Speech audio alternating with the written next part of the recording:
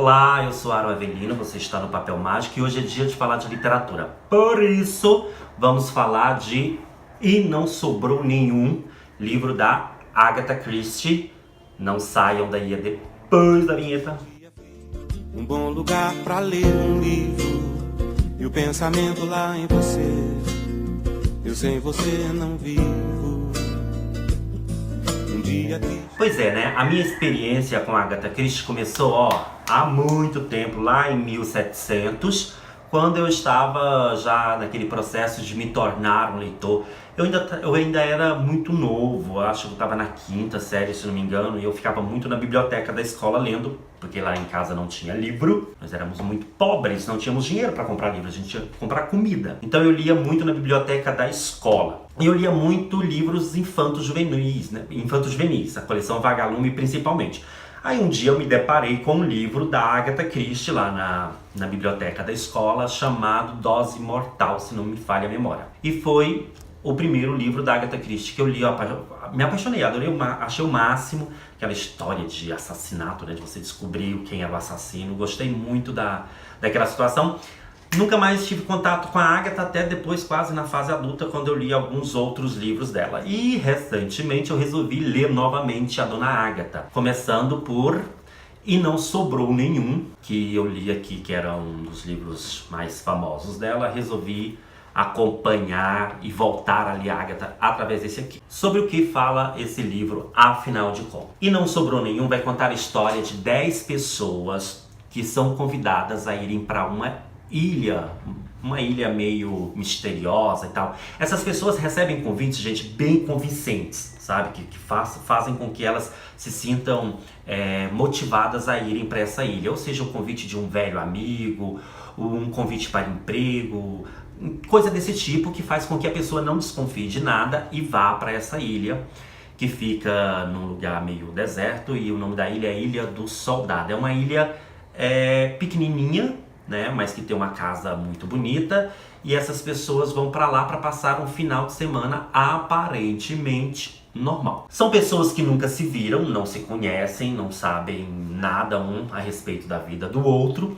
Quando elas chegam lá nessa ilha, cada uma vai para o seu quarto e uma das convidadas, ela vê na parede um poema que conta a história, um poema, tipo uma musiquinha infantil, que conta a história de 10 soldadinhos, e que esses soldadinhos, foram acontecendo coisas com esses soldadinhos até não sobrar nenhum. Por isso, né, que E Não Sobrou Nenhum. Lá na primeira noite, na hora do jantar, eles estão lá. Uma outra coincidência, uma outra coisa misteriosa que eles percebem, principalmente essa moça, é que na mesa do jantar tem 10 estátuas de soldadinhos, assim como na música. Mas ela não relaciona uma coisa com a outra, faz o seu jantar bonitinho. E à noite, depois do jantar, eles estão lá batendo papo, aquela coisa toda, se socializando, se apresentando e tal.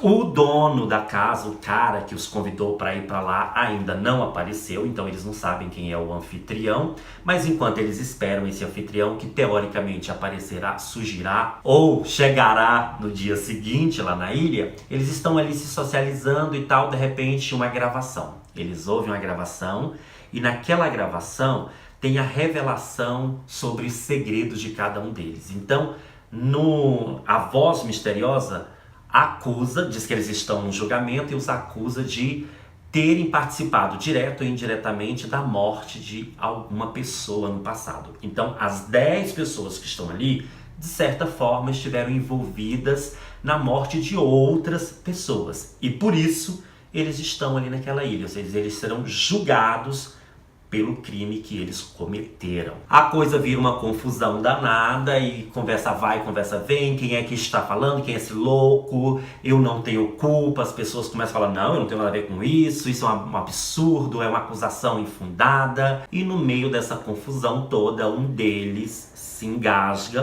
passa mal e morre. É a primeira morte do livro, gente. A priori, eles não ligam uma coisa a outra, até que outro convidado morre também. E assim começam as mortes misteriosas do livro.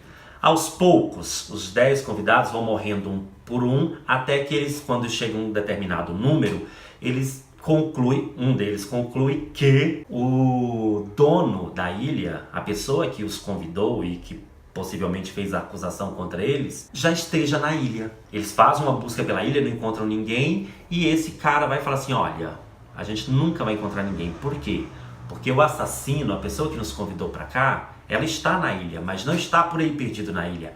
Ela está entre nós, ou seja, um dos 10 convidados provavelmente é o cara que planejou todos os assassinatos. Um dos méritos desse livro é construir esse clima de tensão e de suspense que vai te deixando angustiado e meio agoniado, sabe? Com os assassinatos. À medida que as pessoas vão morrendo e que aquilo vai te dando uma certa claustrofobia. E me provocou um efeito quase claustrofóbico. Parecia que eu estava na ilha e que eu estava sendo sufocado pela situação. Porque você vai ficando agoniado. Você fala assim, meu Deus, será que esse que é o assassino? Daí de repente a pessoa morre. Você fala, epa, não é. Mas tem alguma coisa estranha ali acontecendo. Então eu acho que um dos grandes méritos desse livro da Agatha é criar esse sufocamento no leitor. De saber, ai meu pai, agora quem é que é o próximo a morrer e por que ele está morrendo. Então, parabéns para a Agatha Christie que consegue criar essa tensão no ar. O final do livro, gente, que eu não vou contar porque se trata de um livro de suspense, então tem que deixar vocês lerem, né? Evidentemente. É surpreendente? Para mim foi surpreendente porque ela conseguiu me enganar e eu jamais imaginei que o assassino fosse aquela pessoa que no final se mostrou a assassina. Agora, a revelação e alguns planos que o assassino fez me pareceram um pouco forçados, sabe? Assim, parecia uma forçação de barra para que a história acontecesse do jeito que a autora queria. Então, assim, o final é surpreendente, é bom, mas não é um final que me convence muito bem, não. Na hora que terminou o livro, eu falei, então tá, né? Tudo bem, surpreendente, mas precisei de um pouco de boa vontade para acreditar nos planos mirabolantes que ela criou aqui para justificar todos os assassinatos. Ah, eu esqueci de falar para vocês, gente, que enquanto as pessoas vão morrendo no livro, os soldadinhos que tem lá, os bibelôs de soldadinhos, também vão desaparecendo. Então, assim, começa com 10, morre um, quando eles percebem tem só 9. De repente morre uma outra pessoa, alguém vai perceber, ué, mas não eram 9, agora só tem 8? Isso também vai aumentando o clima de tensão. Mas aqui na apresentação do livro, olha só, bem na orelha, eles falam o seguinte, ó, medo, confinamento e angústia. Concordo, que a gente vai ficando angustiado, porque as pessoas estão confinadas numa ilha deserta com temporal, elas não conseguem sair de lá, elas não conseguem escapar, então, e aí vão morrendo uma por uma, isso vai te dando uma certa agonia, uma certa angústia. Que o leitor descubra por si mesmo porque, e não sobrou nenhum, foi eleito o melhor romance policial de todos os tempos. Aí eu já acho um pouco de forçação de barra, né, porque, como eu falei pra vocês, o final eu acho mirabolante demais, né? Então é muita imaginação e muita forçação pra você acreditar. Quanto à edição do livro, gente, eu achei muito bem feita, muito caprichada. Ele é publicado pela Globo Livros, que há muito tempo que não publicava livros tão bacaninhas, né? É uma página amarelada, os capítulos são bem curtinhos, então dá pra você ler numa rapidez. O livro tem quase 400 páginas. Se não me engano, eu li em 2 dias, então é fácil de ler. Agora, acontece uma coisa aqui nesse livro que, por exemplo, eu detesto frase do tipo. Então Mariana disse, bom dia, como vai? João olhou pra ela e disse, eu vou bem, e você? Ai, eu detesto esse tipo de frase, gente. Fulano disse, Mariana disse. E esse livro é cheio dessas frases, então assim, às vezes me irritava. Fulano disse, ciclano disse. Alguém disse, ai, que agonia que me dá. E às vezes também os diálogos, assim, você tinha a frase intercalada, né, aquela frase interferente, tipo, bom dia, disse Maria, como você vai?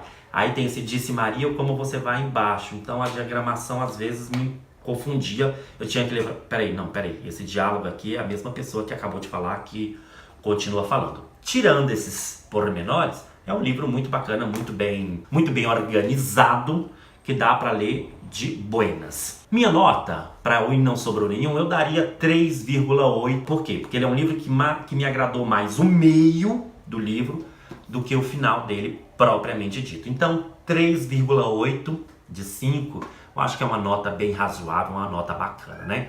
Recomendo, leia, tá? Você vai gostar. Mas me diga aí, vocês gostam de Agatha Christie? Você gosta de romance policial? Você gosta de investigação? Você gosta desse suspense? Comente. Você já leu?